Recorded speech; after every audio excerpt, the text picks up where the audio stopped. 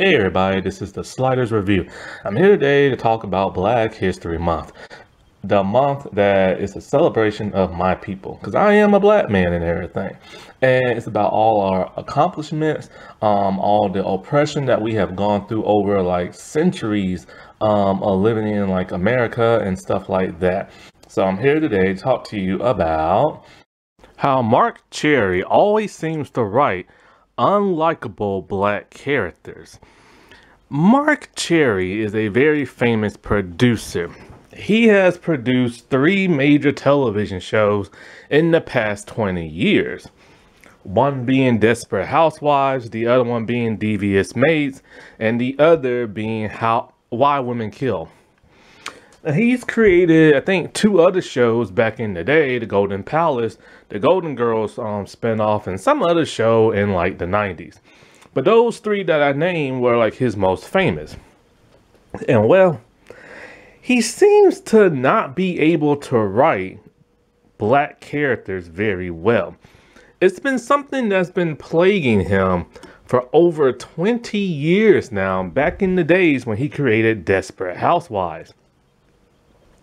People have called him out on it like years ago, and you know, as time has passed on, he's tried to improve, but whenever I watch those 3 shows, I can't help but find things to nitpick about these certain characters. And when it comes to his black characters, well, there aren't even that many to like talk about because he doesn't create many black characters. On Desperate Housewives, one of the things that people pointed out was just how white the show was. It was predominantly white, except for one Hispanic family. And then whenever they did add, like, you know, a black family or an Italian family, they will always be terrible. So then after that, he created Devious Maids, and it was an all like Hispanic show with a Hispanic and white cast, but it lacked black people in the first season. There was only, to tell you the truth, there's only one good black character he's ever written, and just like with all his other black characters for the most part, they disappear a season later. It's a very odd trend, and it's more than a coincidence, and people really haven't talked about this in over 15 years. And you know, first let me just state, I don't hate Marc Cherry like at all. I've never really had a problem with him, although other people in the business has, especially those that worked on Desperate Housewives. I'll get into that a little bit later. And so I've never really had a problem with him because for the most part, you don't never really hear nothing about him. He seems to have a pretty, like, you know, quiet life and keeps to himself and stuff like that until he, like, you know, I think he's talked about some political things here and there and stuff like that. But for the most part, I've never heard anything about him other than a few bad things. And, you know, I like the 3 shows that he created. But this man does have a race problem when it comes to writing characters of color on his shows, and he always gets called out for it. And like I said before, it has to be more than a coincidence because it always seems to happen. And it's like, why exactly is that? Now, I don't put the full blame on him, even though he is the showrunner and he writes some of these episodes. You also got to remember, it's also the networks that he works for and the writers. And it's like, you know, it's just an odd coincidence. It reminds me of Joss Whedon, but Joss Whedon is a very terrible person and stuff. But then again, maybe there's like a side of Marc Cherry people simply just don't know. And you know what I'm saying? And maybe it comes out in his works of art and it's very telling. Now, to be fair, he creates terrible white characters as well. There have been plenty of them. The only difference about his terrible white characters are either they die, so you don't have to worry about them no more, or they have such a huge redeeming quality that you tend to like forgive them or you tend to like forget. And he also casts very attractive people. So when they do nasty stuff or say nasty stuff, you tend to kind of just forget about it and forgive them because of the way they look. But also another way is that he tricks people's minds. He's all about dark comedy drama. So when you have a terrible character like Edie Britt, or say like something Powell, I forgot her name, the redhead lady from Devious Maze, who's just like, her character is just like flat out racist, especially towards like Hispanic people. And Edie Britt is just like a evil vixen who's always sleeping around and stealing other men's, like other women's men and stuff like that. But he writes it in such a comedic way that you can't help but laugh. And when he writes it in that comedic way, it tricks your brain into not thinking it's as terrible as it is. You kind of just like giggle or brush it off, be all like, oh, that's probably just how they are, or like, that was pretty funny, but wait, that was also kind of messed up.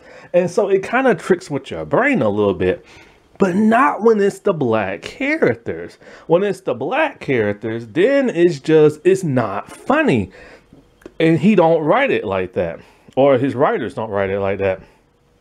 They write it pretty serious or pretty aggravating. Like, one of the things that really pissed me off about Devious Maze is when this black family finally showed up in the show, and they was just atrocious and everything.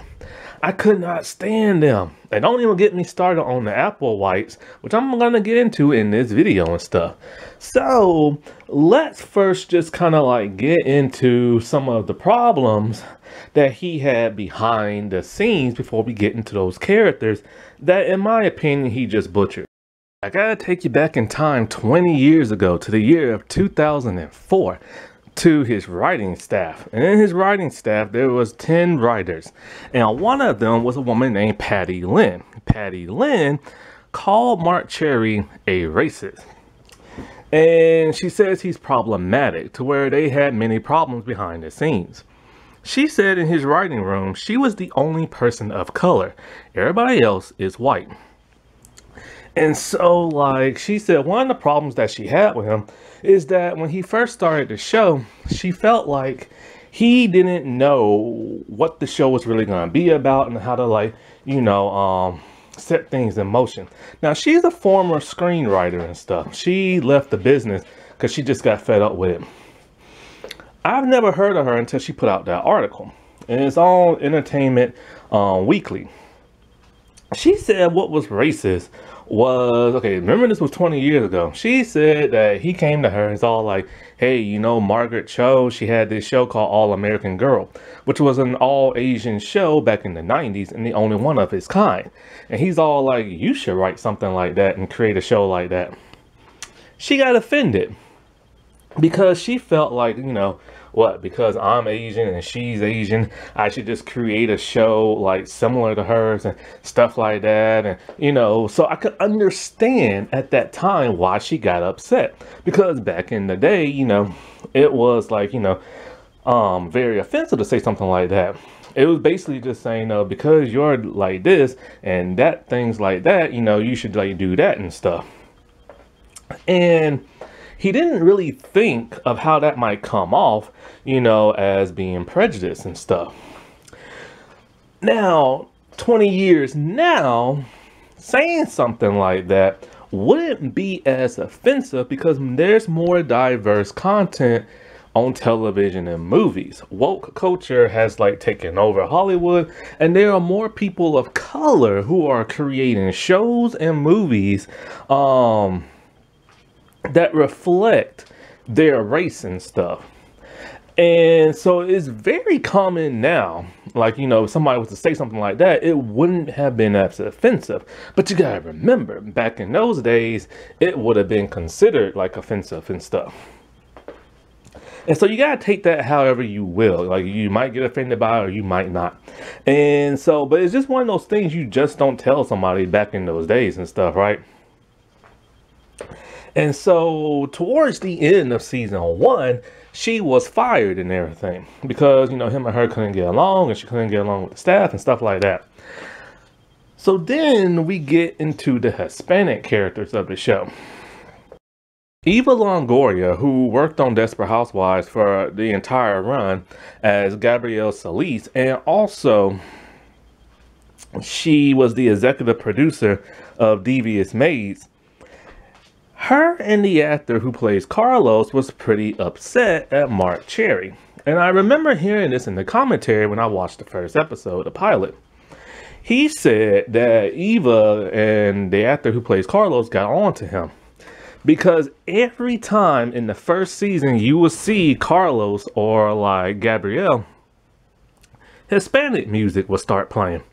And they say like, you know, that's really, really, really offensive because you only do that for us. Now remember, Desperate Housewives is an extremely white show. And so they said they did not like that or appreciate it. And so he got the message and he stopped.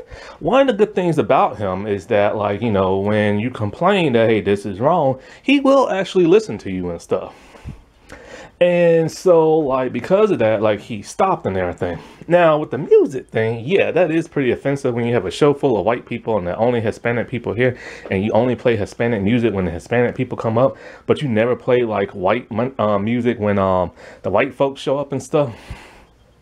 Now, with black folks, if it's a predominantly black show, you hear black music in the background. We don't care. But if you was to have a predominantly white show, and then you have that one lonely black person, and then black music starts showing up, that's offensive. However, he didn't seem to learn his lesson. Because when Devious Maids came around, in the very first episode, every time there's a main character who's Latino shows up, you start to hear like salsa type music playing in the background. And I remember this, the moment I heard, I'm all like, dude, he did not even learn his lesson. And not only did he not, but Eva Longoria was an executive producer. Now, he's the creator, she's just an executive. She has power, he has power, but he has more. So, I don't know if she knew it was going to happen or not, or if she said anything or not, because, you know, you don't really hear too much because him and her have a really great relationship. Just like she has with Felicity Hoffman, the lady who was part of that college scandal. If you're a really good friend of hers, then she will have your back, especially if you do like nice stuff and considerate stuff like Felicity. Somebody was bullying Eva, don't know who, but it was one of the main cast. Most likely it was probably Terry and everything. That's what a lot of people assume. And so Felicity made that person stop.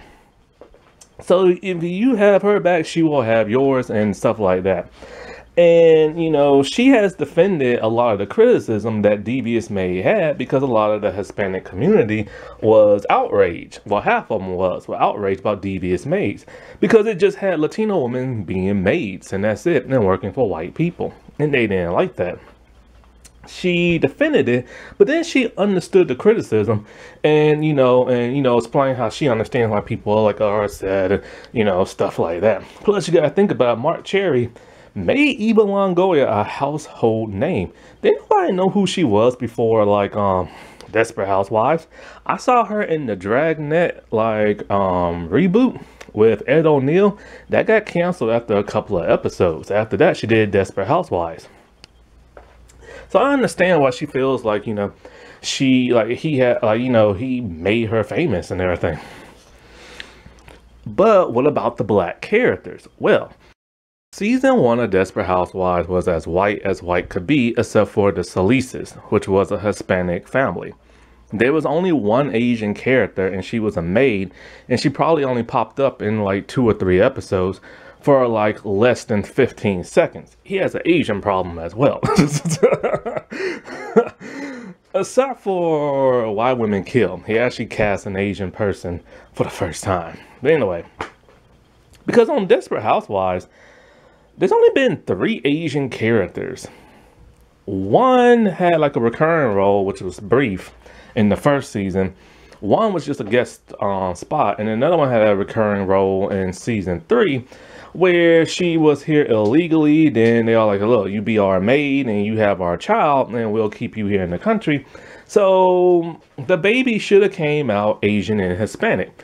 But they wrote it to where it came out Asian and black. After that, she was never on the show again. Anyways, back to the black character. So season 1 was as white could be, except for that one Hispanic family. So by season 2, they introduced a black family, the Applewhites. And one of the first scenes we see as the show starts in the second season is a black man chained up in like a basement or something like that. Now, it's been a long time since I've seen season 2. I've only watched it 1 or 2 times, probably 1. And I don't own it on DVD. Some of the other seasons I do, but not that season. I don't like season 2, period. I don't like the black family, how they were portrayed, and I don't like all the stuff that was happening with Andrew and stuff like that. But anyways, with this black family, they're new. So it's another murder mystery, right? Just like every season. That's what he does, murder mysteries. And so the black family, they move in. And as typical, they have a grumpy personality, or at least the mom does. Every new female who enters the show always is grumpy and has to fight with the main cast. It's just, that's the formula of the show. So that's just fine, like whatever, you know what I'm saying? But like, the reason why he was chained up, and see, nobody knew that she had 2 sons. They only thought she had 1. And the reason why he's chained up is because the mom believes he's dangerous. He murdered somebody, and so because of that, she feels he's a danger to himself and somebody else, and she doesn't want him to go to jail, so she chains him up like an animal and keeps him confined in like a basement. That's pretty savage right there. And for that to be the first black character. Now, he has been criticized about that. Even to the point where Vanessa Williams, who showed up for the last, I think, 2 or 3 seasons, she criticized him. Even though she worked on the show. She said that she used to love the show in season 1. After season 2, she stopped. So, of course, she started working for the show around 6 or 7 season. And it's basically, she's an actress. She has to pay her bills. Casting probably called her. So she's like, sure, why not? You know what I'm saying? I have no problem with that. You got to pay your bills. But she was so adamant about being pissed that she literally stopped watching the show when she saw that in season 2. And, you know, he said that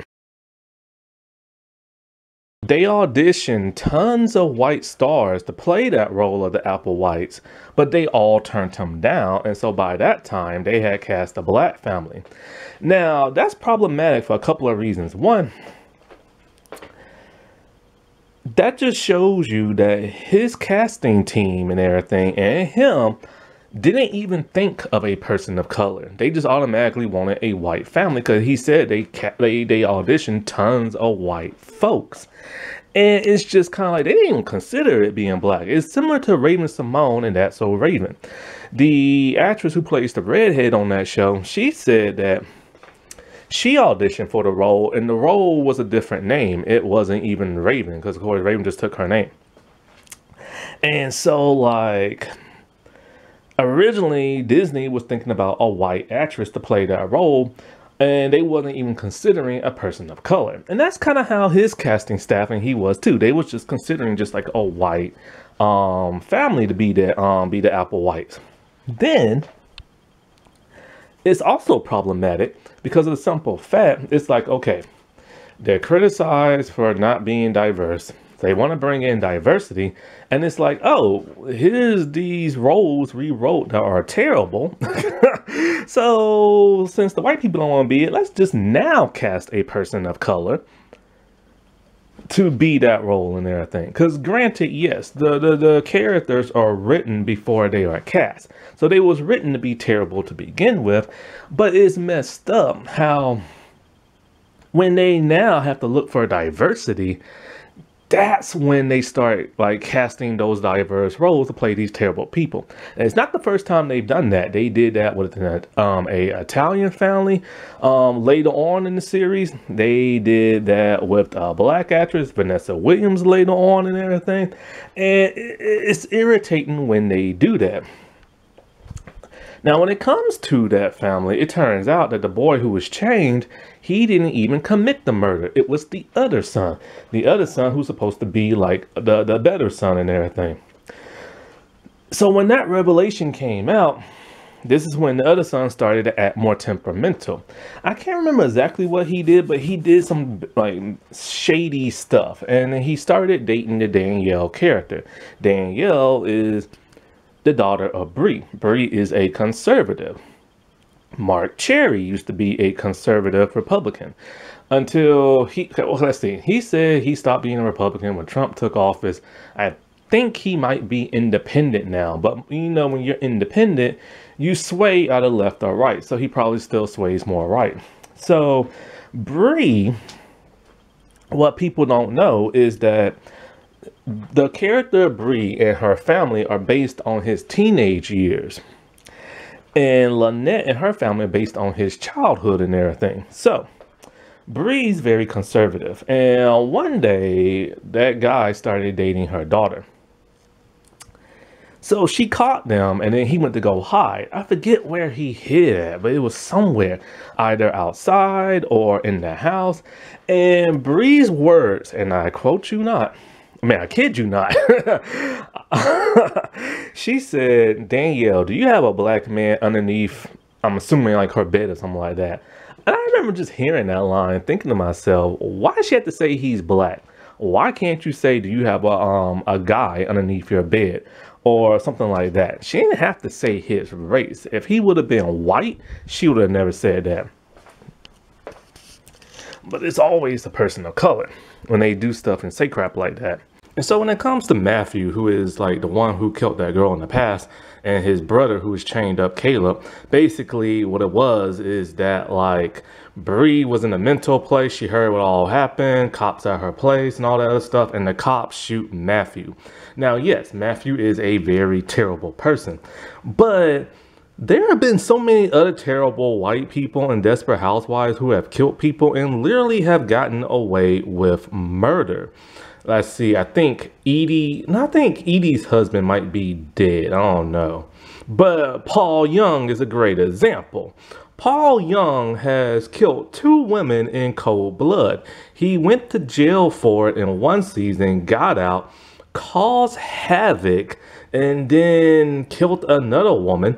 And then, like, you know, he finally turned himself in towards the end of the series. And it's like, okay, so you can shoot the black dude dead so he can never come back to the show, but you keep the white ones alive and bring them back for future seasons and stuff. I mean, come on now. Come on now. I mean, what is that crap, you know? And so, you know, when it comes to Desperate Housewives, there's always the whole Lamar thing. Apparently on Reddit, like Mark Cherry always names, or at least his writers or him or whatever, have always normally named a black person Lamar. There's been at least 3 or 4 occasions where that happened. One was when, I think in season 6 or 7, Bree is trying to get Orson in trouble, so he's not supposed to hang out with like people who are like convicted, like felons, because he's a convicted felon and everything. So she calls up his old friend from jail, which just so happens to be a black man. And I'm just like, really? So you had to find somebody like who was in jail, and you just randomly picked a black dude, and then you named him Lamar of all things. And it's like, when you look at stats, there are more white people in jail than blacks in America. And that's in every city, no matter how big the population of black people are. That's actual fact. And then on Why Women Kill, oh, he just happens to name another black person Lamar, from what this person on Reddit said. And I don't know if that was in season 1 or 2. I don't remember black men in season 1, so maybe it happened in season 2. I didn't watch season 2. I watched that first episode and it was terrible. And then so after the whole, I keep saying Applewhite. It's not Applewhite. I think it's Applewhite or something like that. Well, anyway, the that family, after they appeared in season 2, there was no other main black character after that until Renee showed up many seasons later. I think she showed up in 6 or 7. I can't remember which one. Played by Vanessa Williams. And Vanessa Williams stated plain and simple, she loved the show in season 1, but she stopped after season 2 because of that storyline I just told you. But of course, when casting came a calling, she joined the show. And when she joined the show, okay, yeah, she was an Edie filler. So of course she's going to be villainous. Or more like a vixen diva type thing. That's fine. You know what I'm saying? Because that's how all the new housewives are. They're always divas and vixens and stuff like that. But what makes it even worse is that she had an affair with Tom Scarborough years before before the show ever started. And I'm just kind of like, really? You had to go there? She had to be that type of person who had an affair?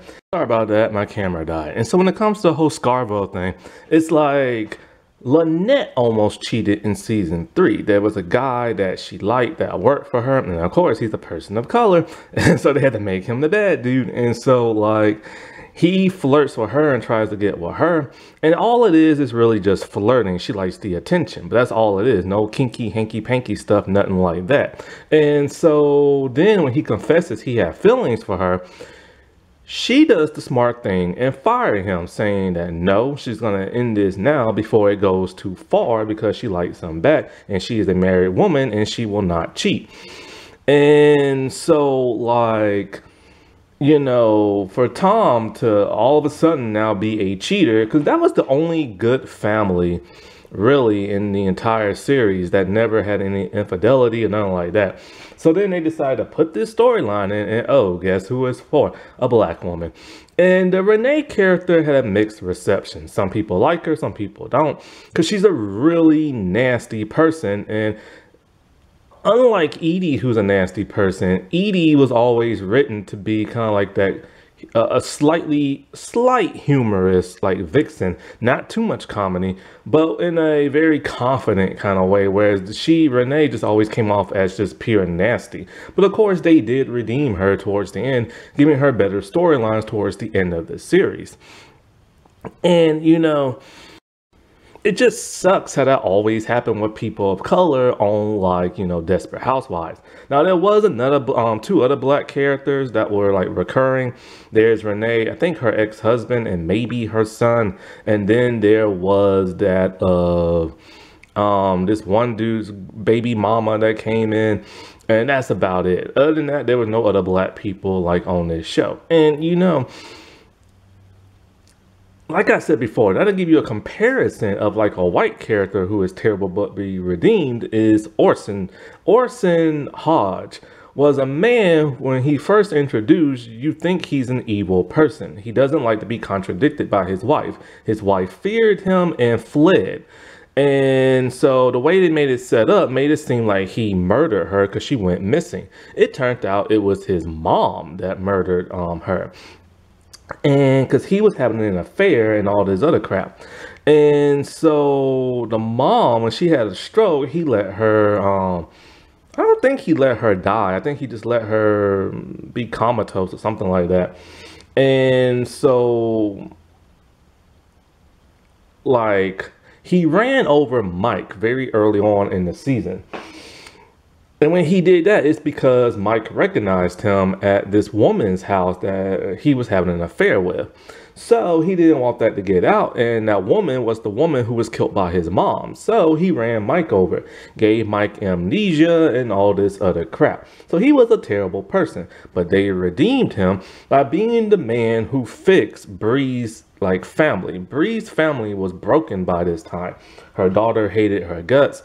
She kicked her son out the house because she couldn't accept him being gay. And then when she couldn't accept him, he turned temperamental and did a whole lot of bad stuff towards her and tried to blackmail her. So she just kicked him out and left him on the side of the road.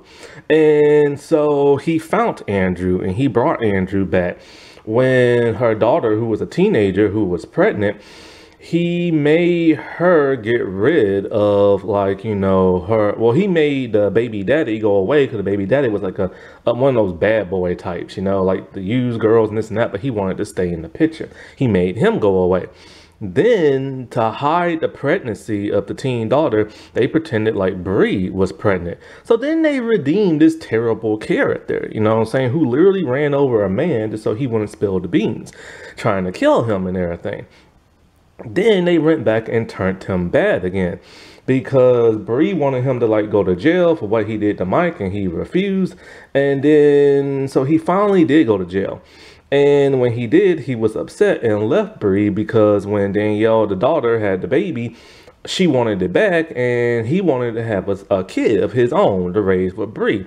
And so since she gave up the kid back to the actual mother, he got upset and he left. Then after that, he turned kind of sinister and everything. Like, he kept trying to blackmail Bree and harm Bree and all this other crap. Like, you know, the paranoia type crap, because they had covered up Gabby's murder and stuff. So it's like they had this bad character turned him really good to where people just forgot about he ran over Mike, only to be all like, oh crap, he did do something bad, so he needs his comeuppance in a way. And then they made him bad again, but then ultimately he was kind of in the middle, you know what I'm saying? And they don't do that for like black characters, except for Renee, because she's the only one who stayed on the show long enough, because they couldn't get rid of her, because people have been like, oh, so this is what y'all always do, because they brought in a black family in season 2, then they got rid of them at the end of season 2, then they brought in an Italian family by season 6, and then they got rid of that Italian family by the end of season 6.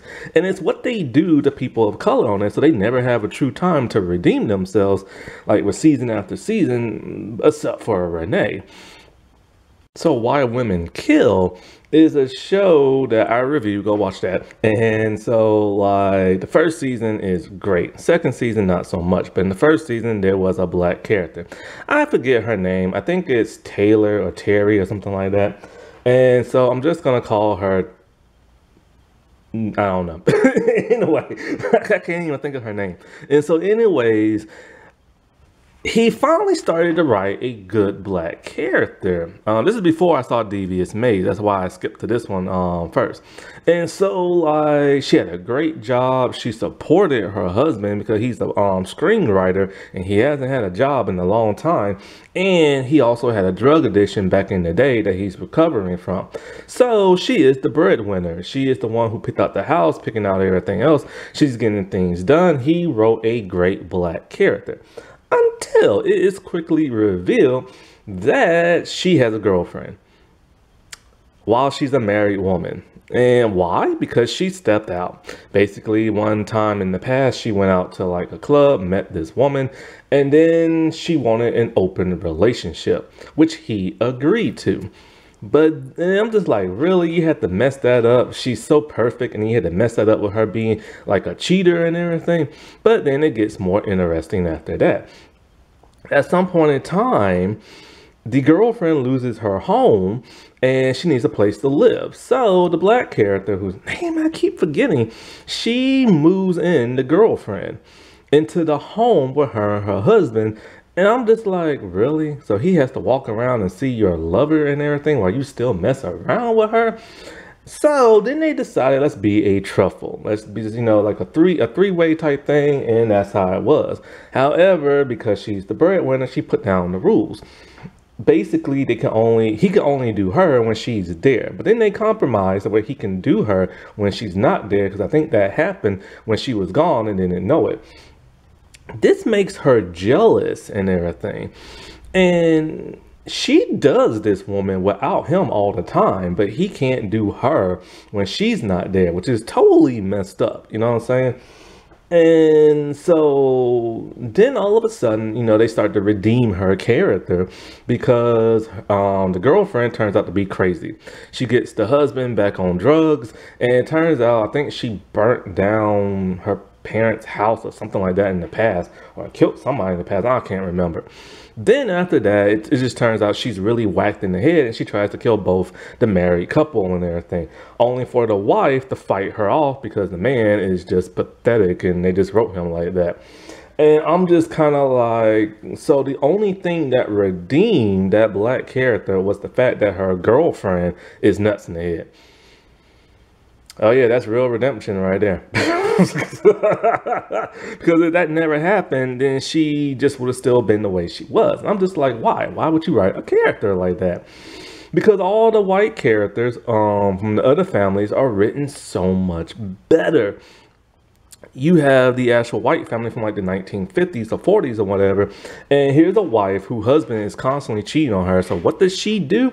She decides to befriend his mistress and try to figure out what it is that she does that, you know, the mistress does that she's not doing to make her husband happy. Hopefully he will leave the mistress. But then she actually befriends and becomes real friends with her, and she starts to feel bad.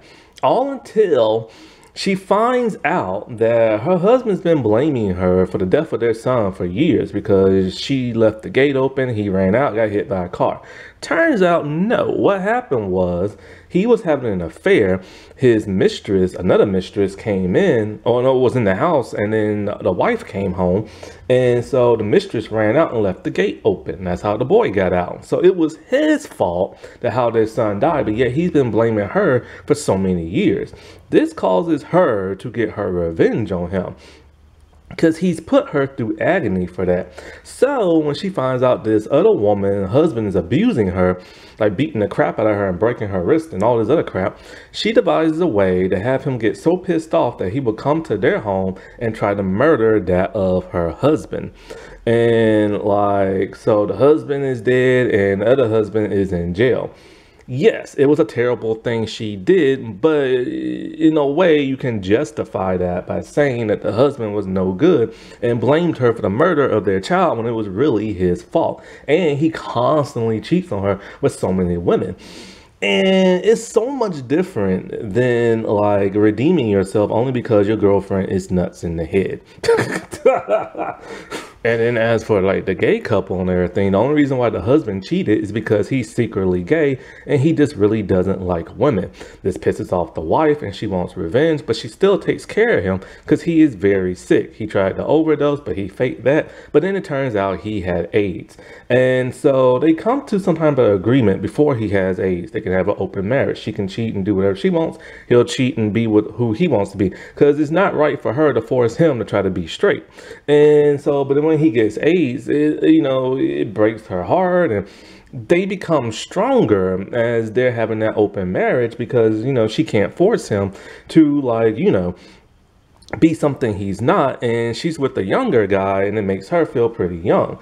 And they had like a really great storyline to where when they got old and he just couldn't move on no more, he have her inject him and everything to take his life, and it was just a great storyline. I'm all like, why did the black woman get such a crappy storyline? But then that brings us to Devious Mates, and now since I watched 2 seasons of this, I'm all like, man, okay, yes, the white characters are terrible in this show. The men cheat and a couple of the women are racist, like outright racist, but they do their racism in a very humorous type way, so it tricks your mind. The problem with this show is how it handles its black characters. There's one black male character in season 1, and in the show overall, there are 2 Dominican women, and Dominican is half black, half Hispanic, but a little bit of European in them. And so and there's also an Afro-Cuban man in the show. And so first I'm going to give you examples of why the black people are written so terribly. Then I'm going to give you an example of the white characters and how they try to redeem them. And it's like, why can't you do that for the black characters sometimes?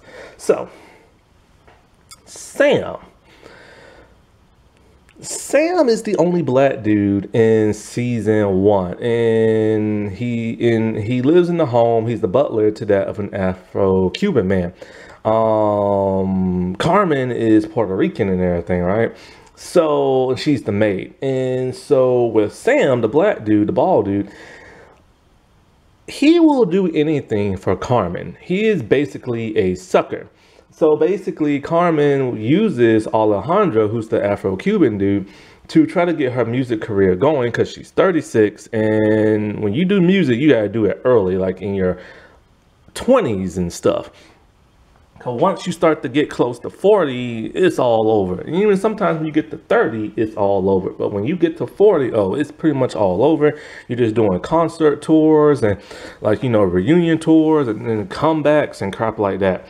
So she has a reason why she's trying to manipulate her boss.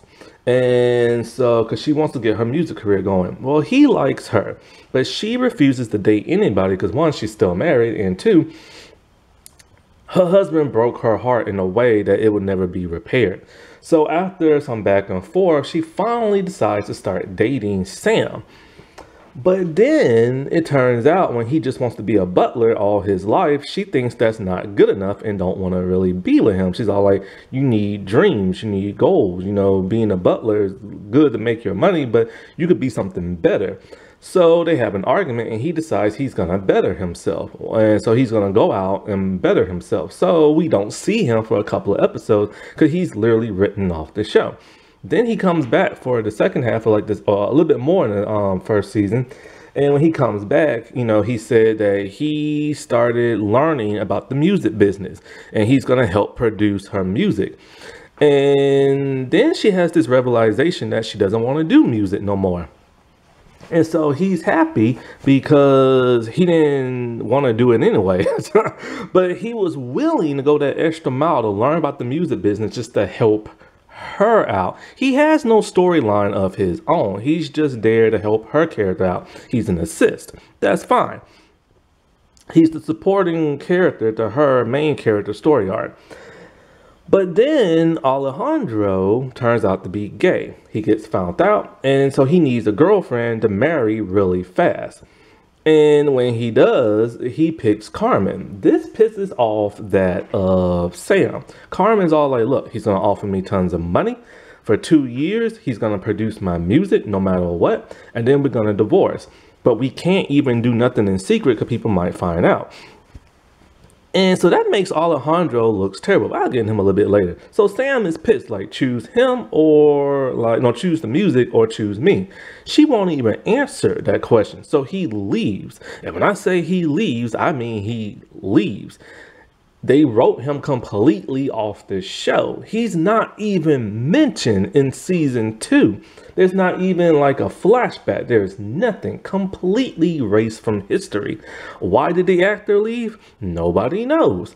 And so when you get to Alejandro, who's Afro-Cuban, when he's first introduced, he's really, really nice. When the house manager hurts herself, he pays for everything, even buys her a new prosthetic leg. Then he disappears because he's not even really in the show.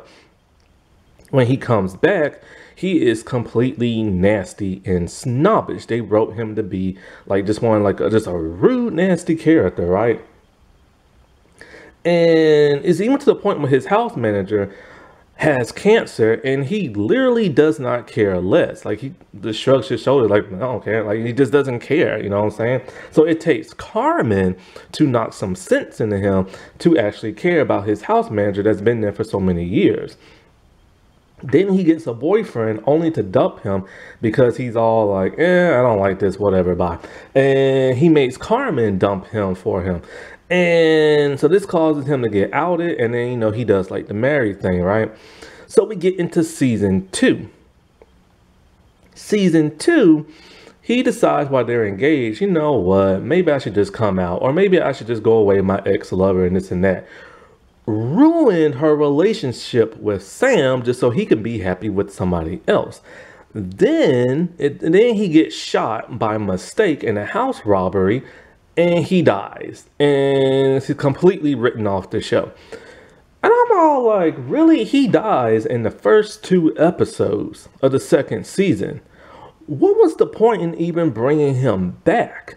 And I don't know why the actor left, you know, I don't know why he was written off, but it's just like, really? So this is like the second black character you have written off in the show? Then you get to the two maids who are main characters in the show. They're supposed to be Mexican, but they're played by two Dominican women. Dominican is half black, half Hispanic.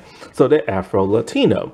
And so, like, they're good characters, but they're not written great like the other characters that are maids that are like, don't have black in them. Basically, it's like this. You get Rosie. Rosie is supposed to be a Mexican immigrant, and she came here illegally and everything. And she's written to be a stereotype on Mexican immigrants and immigrants in general. She is very aloof in the head. She doesn't understand a lot of things. She doesn't understand a lot of phrases, and she's not very bright in the head. Basically, she's just a dumb kind of character. And the thing about her is that just like with Zola, she doesn't move her own story arc in season 1. Other characters move it for her. When you're like a main character, you're supposed to move your own story, especially in your own plot. She doesn't do that. Other people move it for her. As opposed to the two Puerto Rican actresses who are maids, they move their own story along. So she is trying to get her son back from Mexico, and it's a big legal process, and she doesn't have enough money. The woman, Perry, who she works for, is racist and just a cheater and just rude all around. And so she berates her husband in front of him and in front of other people. She doesn't care. This causes her husband to start to look at Rosie. And when he gives her a hug, he's basically poking her in the thigh. This freaks her out, and she tells her friends, but then she said, he is very blessed down there. And so then she pretends to have like a boyfriend who's a married man who don't speak English. Her boss knows this because it's like, you know, he hired the man, he's met the man's wife and kids. So she has to confess. Well, when he offers to give her money to get a better immigration lawyer, this causes her to turn around and start liking him. So now she only likes him because, you know, he gave her money. They have an affair throughout the entire season. Note, the two Puerto Rican and the one Mexican maids don't have an affair. But it's always the two Dominican women who have the affairs. One in season 1 and one in season 2. I'm just kind of like, why them? Like, why? Because they got a little black in them. And so, like, so she's a cheater, but then she gets on to other people for cheating and stuff. And I'm all like, that's a hypocritical thing. You can't get on to somebody else for cheating when you're cheating yourself. That just don't make no sense. Anyways, so by the end of the season, she's deported, and 3 months later, she's out, and she needs a new place to stay and a new place to work at. She can't go back to her old boss because the wife now knows, and the wife, who's really evil and stuff, she said she's the one who had her deported, and she tells her husband, if you even interact with her just a little bit, I will divorce you, get sole custody of our kid, and I will ruin your acting career. So he breaks things off with her. So this introduces us to season 2 with this new black family, the Millers. And so when it comes to Zola in season 3, from the little that I have seen, she's a bit worse than what she was before. She's back to being overbearing with her daughter. And it's to the point where she doesn't want her daughter to get married to Remy, the guy she's been in love with since she's been like a kid and has dated for about like a year or so. On and off, and you know, went to Africa with and stuff. And it's like she's 20 years old and can do what she wants, but her mom won't let her. And then her mom comes around only because her boyfriend proposes to her, and she feels like a hypocrite. But what's worse is that, like I said before, she's pregnant, and now it's revealed that she's pregnant with her dead ex-husband's baby. And when her new boyfriend, who's really rich, proposes to her, she doesn't even tell him that it's not his kid. Like, he knows she's pregnant, but he thinks it's his. And then she finally reveals it to him on their wedding day, only because, like, you know, She overheard somebody talking about when you love somebody, you tell them the truth and this and that. And that's the only reason why she told him on the wedding day of all days. And it's just like, why are they writing her like this? I don't get it. The Millers is the biggest stereotype of any black family I have ever seen, to the point where they're loud, they always argue, but it's the first time there's been a black family in this show, and it took season 2 just to do that. They are atrocious. The grandfather had a stroke. Before he had a stroke, he married this young 20-something woman. She was a stripper, and she just uses him for his money. She cheats on him with his physical therapy doctor. She's only in it for the money, but she pretends like she does actually care and love him, but really it's all for the money while she cheats. Rosie gets on to her about this, but Rosie had that affair last season. Then you have the daughter, who's 40 years old and does not get along with her dad's trophy wife. She's just all around rude and mean, and just your typical rude, mean black woman. She spanks Rosie's son. Rosie's son doesn't speak English. Now what happened was, he was playing with a car. I think it tapped her foot. She got mad. And then he did it again, but this time it knocked her over. So when it knocked her over, she decides to spank him. Now look, you don't spank other people's kids. When you spank other people's kids, you end up 6 feet under. That's just how it is. But for a lot of black families, you know, like, they will spank other people's kids, mostly if they're related to them, like cousins, nephews, stuff like that. But there have been some who have spanked other people's kids who they have, like, you know, babysat. I know this because I have a family member who did that one time. But anyways, in a lot of black households, they grew up with spanking. I know I did, because my butt got tore up when I was growing up. And because it got tore up, that has caused me to be all like, if I was to ever have kids, I would never spank them. And so the 2 Puerto Rican actresses, they're all like, spanking is just wrong in general, and it leads to nothing. Because even when you spank a bad kid, most likely they're still going to end up doing bad stuff because they just don't care. They're going to defy you, and most of them end up in jail. So it doesn't work. You know what I'm saying? Spanking really doesn't work. You can beat the crap out of them. You can spank them, and you can end up just like my cousins in jail. It doesn't matter, because they're going to do what they want to do anyway. So the 2 Puerto Rican ladies are all like, yeah, you know, that doesn't work, and it's barbaric and this and that. But of course, the other Dominican woman is all like, there's nothing wrong with spanking. And of course, because she, like, why would you say that? Why would you have the Afro-Latino woman say that? Now, the other Afro-Latino woman doesn't like that, right? They had this storyline in Desperate Housewives with 2 white stars, but it was handled so much better. So when she confronted the owner, her boss lady who spanked her son, the black lady went off the handles. Basically, she just popped off and everything in a very rude and just ghetto kind of way. And I'm just like, why? Why would you betray them like that? I don't like that. They're supposed to be a rich black family. They're not supposed to be your average family or a family from like the hood. You know what I'm saying? Like popping off like that. Because whenever you do see fancy black people in TV shows that are rich, they act more like, you know, posh and everything. Then on top of that, the cousin, nephew dude, and I'm first going to get into this. So also with the daughter, it turns out when she was 15 years old, she decided to act like a bug. Basically, she laid on her back with her legs up in the air, and she got a baby. And so, oh, great. So now the black family has to be like, you know, like teen pregnancy on top of that. So anyways, her dad made her get rid of it by adoption. It broke her heart.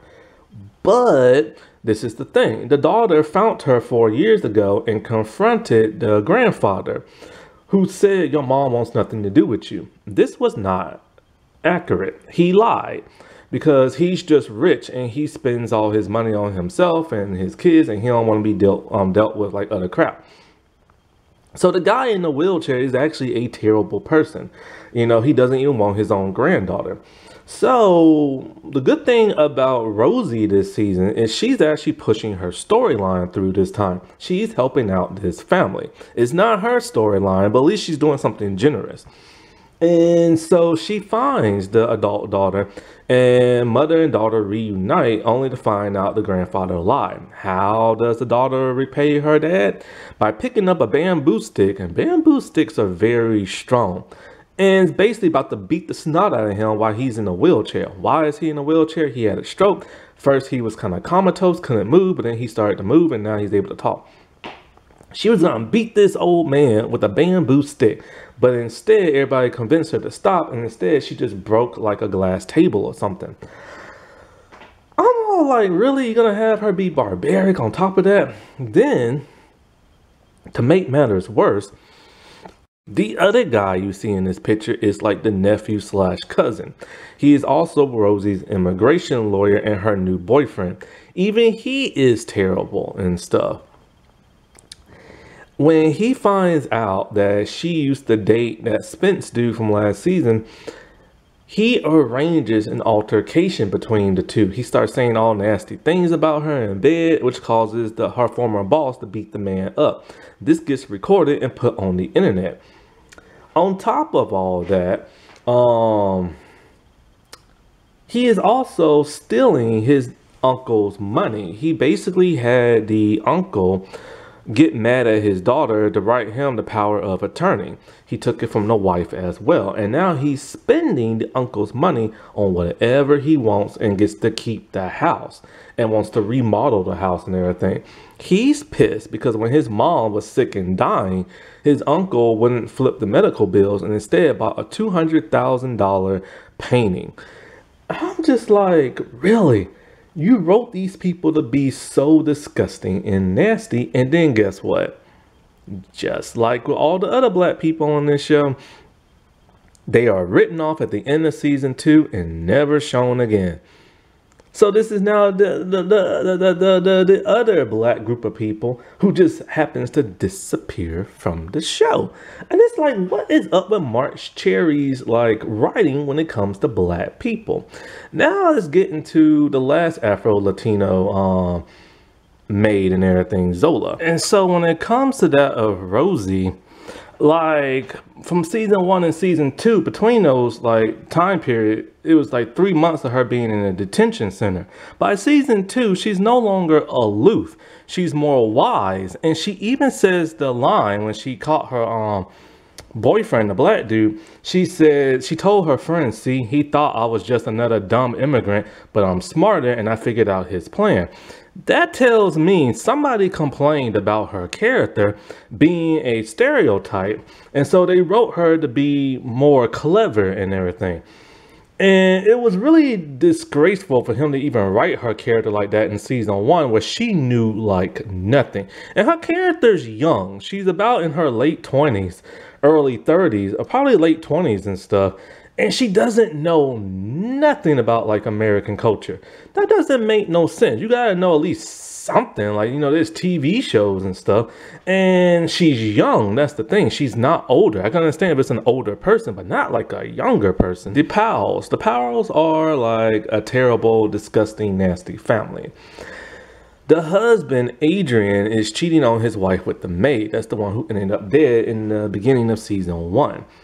He is disgusting and sleazy and nasty. He is perverted and always horny. He's always wanting to mess around with maids. He has a secret room in his house, and he's whenever there's like a rich person who he knows in town, or he's trying to get something for somebody, he will hire prostitutes to sleep around with these men, make them go to that one room in the house where he goes into his secret room and he records them. He has hundreds of DVDs on all these nasty, disgusting men who are having sex with prostitutes. That is disgusting. That is disgusting and depraved. And he's always trying to hire these maids to be prostitutes and everything. It gets worse. Well, it kind of gets a little worse after that. Anyway, he blames his wife for over 25 years because she turned her head and her son got hit by a car. Because of that, he will not touch her. And so he just cheats and everything like that. And he stays with his wife because he does love her, but he treats her like crap. The wife is just purely racist, period. She's always saying something racist about people with brown skin, and it's mostly Hispanic people. She doesn't call them no slurs, but she makes all kind of references to them. But she does it in a humorous way that it makes you turn the other cheek. Then at the end of season 1, when it turns out that this one dude killed the maid that was sleeping with Adrian, he decides to push him off a balcony after he drugs him. So now he's a murderer. And the wife helped him, and the maids helped cover it up. A very terrible person. Yes, he killed a terrible man, but all that stuff he did with the hidden room and all this other crap is just disgusting. Then in season 2, the wife decides to have an affair on him. She's no longer racist in season 2. Now she's written to just hate everybody. So she always has something rude to say. And she doesn't bring up race no more. So they redeemed her character. Because her character is so funny and everything like that, they decided to keep her on the show. They had to fix her. So they had to get rid of her racism. So now, instead of her just being racist toward people with brown skin, now she's just rude to everybody. But she no longer brings up their skin color. The husband himself has been redeemed.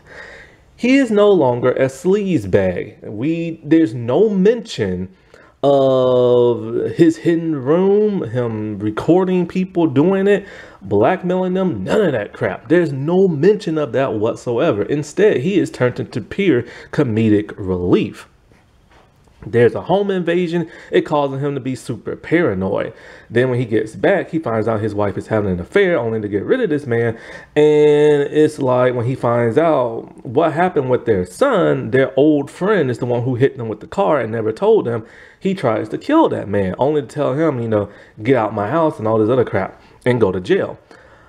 They took 2 terrible white characters and redeemed the crap out of them in season 2 so everybody can love them because they get to stay on the show. Yet every other black character is either made into a sucker, made to be a rude person, or just a rude, nasty person, and they're gone or killed off by like the end of the season. This is not a coincidence. This happens not only in this show, but Desperate Housewives as well. So with season 3, like I said before, I started noticing a lot more black people just like popping up in the show. This can't be a coincidence. It really can't. Somebody must have complained because there aren't really no black people in like the first season except for one. And of course, you know, there's the Afro-Latino characters, but they're not referenced as that. They're just referenced as Mexican. And so like in season 2, you had that awful black family.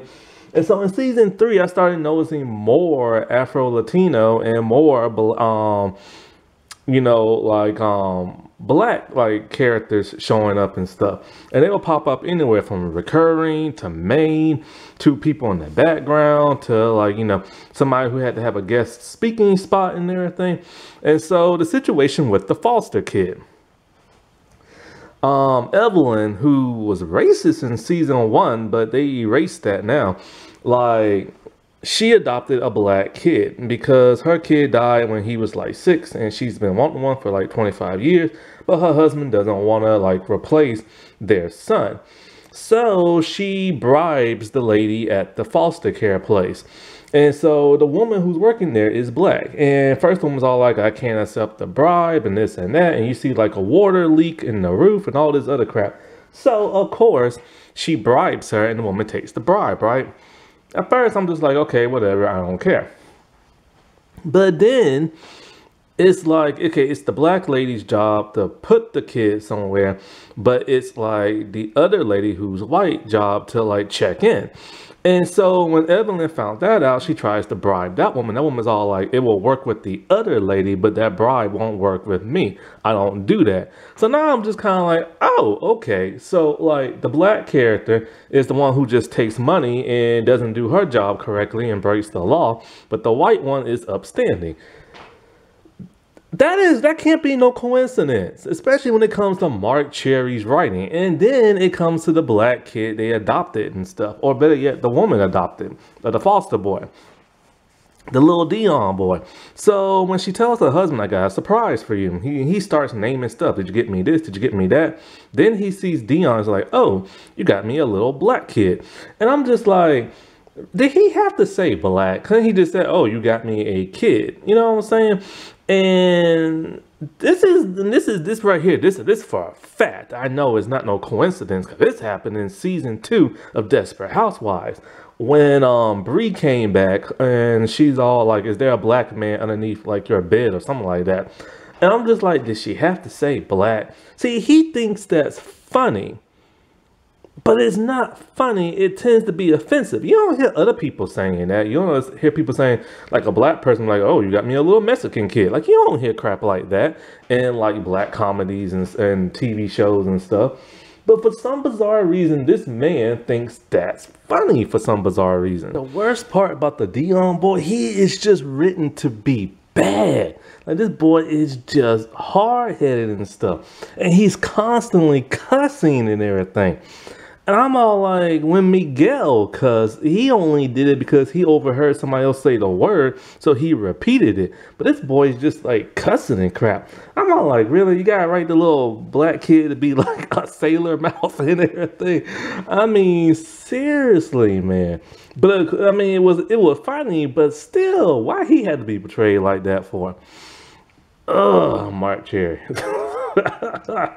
Now, one thing I've noticed about this show is that when they cast Latinas, it always casts mostly that of Afro-Latinos and stuff. I guess they're trying to have their cake and eat it too, saying, hey, here's a black person, here's a Hispanic person. And there's this one actress, I can't remember her name, but she's Zola's sister. Now, she's technically Puerto Rican, but she looked at her ancestry and saw that there is Afro-Latino in there. And so her character is just terrible.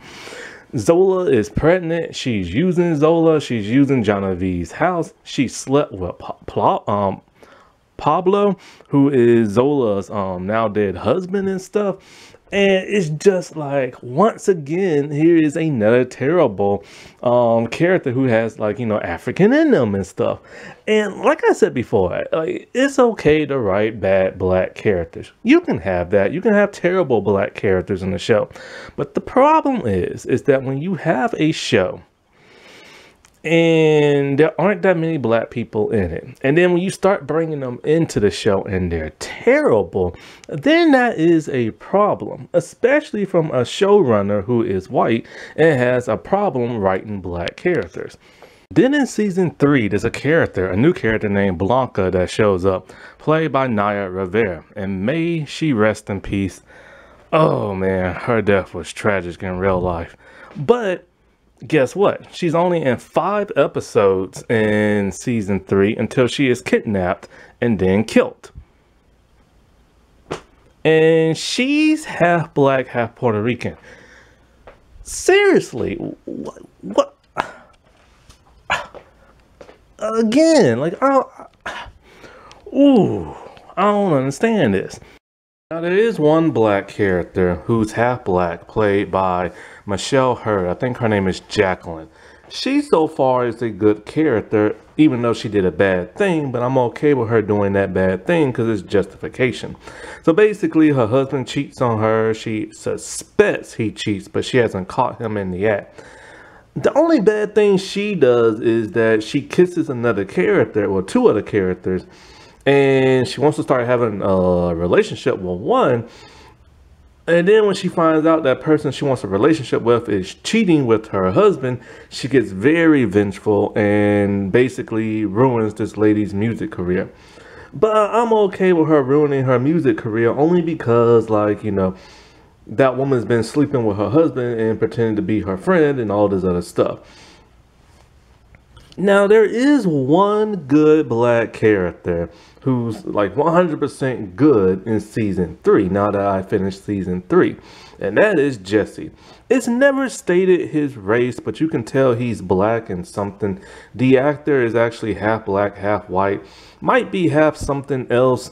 I'm not sure exactly what his mom is and stuff. I know she's half white and something, but like So it's never stated his race, but he is actually one actual good character in the show. And so far, I don't know what he does in season 4, but so far in season 3, he is a good character. And it's like, thank God, it's finally like a decent black character who's not made to look like a sucker and like, you know, not a bad person. And so like, there's one thing I have noticed about him that some people might get offended by. Now, in his room, there are 3 posters that you can see really good. There's a Kung Fu poster in the far background. And I'm assuming that it's like a movie poster or something like that. There's a Mexican flag on his door, which he might be, I don't know if they, because like I said before, they never stated his race. In this show, every Mexican person is played by a completely different race. There's only one Mexican actress who's ever been on this show, and they got rid of her in season 3. And so, like, for all I know, he could actually be like a Mexican character or Afro-Latino, but they've never stated. And then there's one of a monkey with a hat, a red bow tie, and a red, like, cob pipe. And there might be some people who get offended by that because it's a racial stereotype to compare black people to like monkeys and stuff like that, or have imagery around like black people. Now, then they didn't compare him to that on the show, but what I'm saying is like, you know, that's where the racial stereotype comes from when it comes to like monkeys, and people get offended by that. Like, there was once this black ad about a little black kid on Jungle Gym, and he was like on the monkey bars or something like that, and people got like really offended by that and stuff by that ad. So that is kind of odd that they will always have that one big poster in the background when he's like near it and stuff. White Hollywood for you. Seriously, like, Marc Cherry should just never cast a person of color in his show. Like, he really shouldn't. Like, he really just shouldn't. Because they added an Italian actor in season 3, and when he was caught having an affair, he accidentally killed this man who caught him. Then he decided, okay, I'm just going to chop up the body, and then when a group of people find out what I did, then I'm going to shoot one, tie the rest up, and then burn the house down. Because, you know, Italians are stereotyped for being mobsters. And I'm just kind of like, this man should never add people of color to his show. Like, never. He has said that working on Desperate Housewives was a learning experience, and he is learning a lot of things. And that is good. He's willing to learn and correct some mistakes, because you do see some things that are corrected in his newer shows, but then he always falls back to those same mistakes that like made people like, you know, question his ethical work when it comes to that of people of color. And it's just a weird like occurrence that always happens in his shows and stuff. And I don't understand why that is. But, you know, it's just like something that just like baffles me and everything. And I'm not saying that like there can't be like, you know, terrible black characters or villainous black characters in shows. They can't. They don't have to be all good and perfect. But the thing is that when you have a show that is predominantly like white or whatever, and then you have very few black people in your series, and every time you add one in there, they're not done in the best light, then that becomes a problem and stuff. And, you know, it's a recurring thing with this man. So yes, Marc Cherry cannot, and I repeat, he cannot write good people of color. He can't write characters. He can't write good black characters. He can't write good Hispanic characters, and he can't write good Asian characters. Honest to God, the next show he makes, I hope his show is entirely white. Because this is a weird coincidence with all 3 of these shows when it comes to people of color, but mainly black people. And I honestly believe Because some people have accused him of racism. I'll get into that a little bit later. But I honestly believe it could either he's just racist, or he doesn't know he's racist, or he just grew up in a very conservative household to where he didn't have many friends that were people of color. So it could be any one of those three things. Like, I don't know. But when it comes to him being accused of racism, happy Black History Month, everybody. I'll talk to you later. Bye.